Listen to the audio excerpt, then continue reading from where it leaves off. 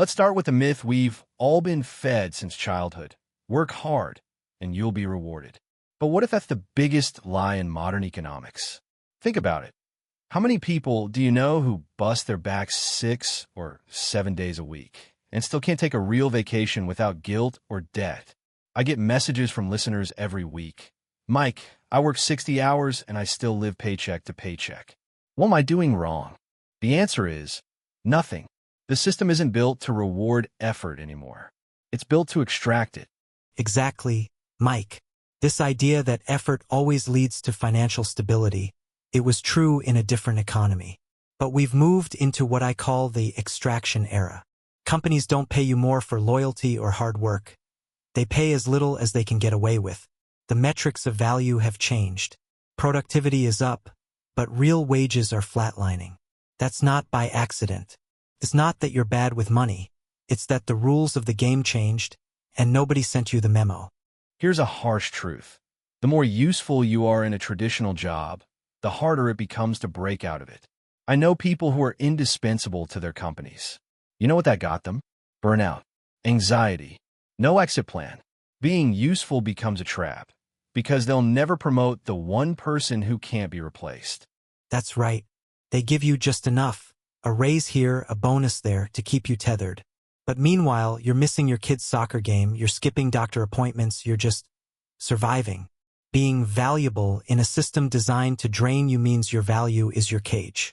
Real freedom comes when you stop trading your time for a wage and start learning how capital moves without you. Let me tell you about Elena. She's a nurse. Worked 12-hour shifts for 14 years straight. During COVID, didn't miss a single shift.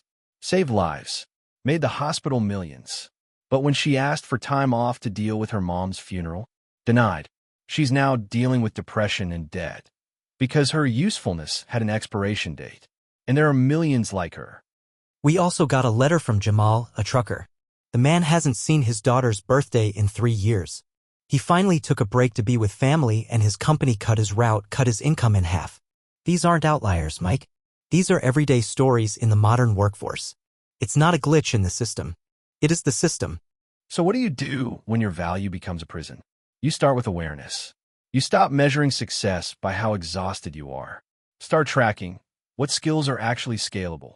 What income streams aren't tied to your hours. Build leverage. Learn how to own your labor.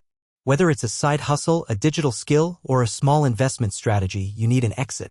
Ask yourself, what's one thing I can learn this month that isn't tied to someone else's schedule or approval? And here's a practice for everyone listening. Write down every task you do at work. Now circle the ones that actually move the needle for you, not just your boss.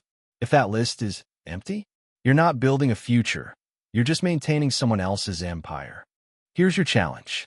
For the next week, document 2 things. 1, every time your job takes more than it gives. 2, every time you wanted to say no, but didn't because of fear. Bring it to the comments. Let's start a real conversation. Not just about quitting jobs, but about reclaiming power. Because the first step isn't leaving the system. It's realizing you were never supposed to win inside it. Power doesn't wait. It moves. It invests. It leverages. And the moment you see that your usefulness has been weaponized against you, you start thinking like the people who aren't trapped. That's the shift. And it starts now. Time is your only non-renewable asset. And every minute spent being useful for a company that won't remember your name 3 months after you're gone, that's stolen wealth.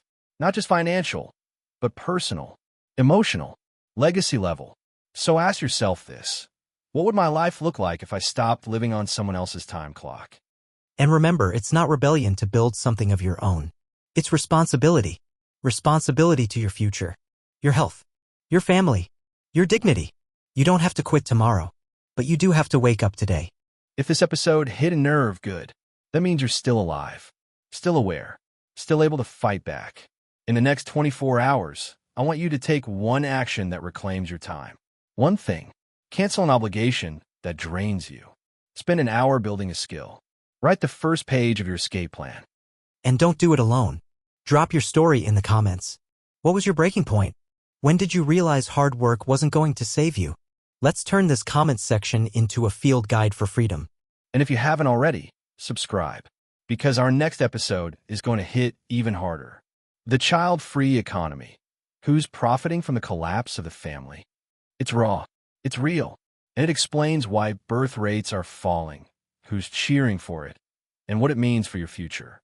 Until then, stay sharp, stay skeptical, and above all, make your effort count for you.